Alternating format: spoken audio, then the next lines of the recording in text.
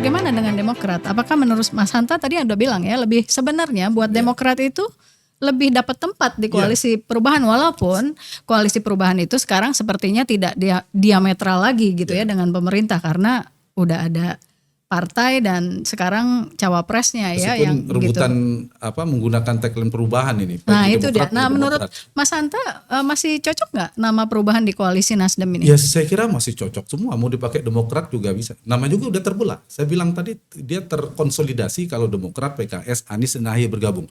Itu terkonsolidasi. Itu bisa di luar prediksi. Begitu Pak Jokowi approval ratingnya turun, seperti tadi ada BBM, bisa seperti DKI, prediksi saya sebelumnya. Ini bisa kuat sekali dan berbahaya, tanda petik buat Pak Jokowi ya.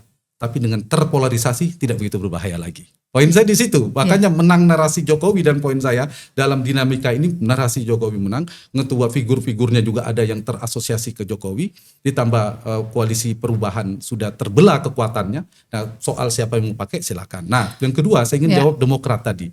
Demokrat ada 3 opsi pilihan tragis, pilihan strategis, dan pilihan realistis. Pilihan tragis ini kalau dia balik lagi ke koalisinya PKS, karena kan dinamika kencang kemarin, kami tidak akan ini, nggak apa-apa dalam politik kan dinamika begini. Tapi kalau balik, menurut saya ini tragis dan kecil kemungkinan dari beberapa politisi mengatakan. Yang kedua, pilihan strategis. Kalau ini bisa dicapai, strategis buat Partai Demokrat, karena dia kan menginginkan AHY supaya dapat efek ekor jas tadi.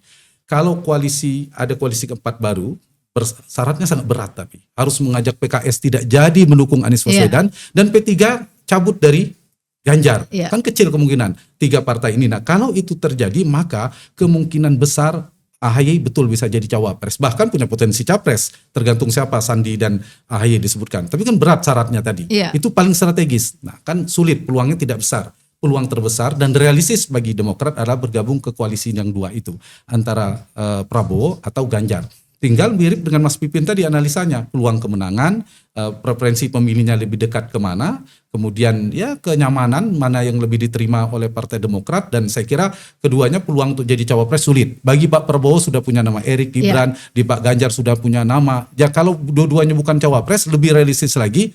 Kalau misalnya ditawarkan Ganjar cawapres sudah kita nggak perlu analisa, pilihannya itu. Tapi kalau sama-sama bukan cawapres, preferensi pemilihnya lebih menguntungkan, realistis, lebih elektoral bagi Partai Demokrat bergabung sama Pak Prabowo.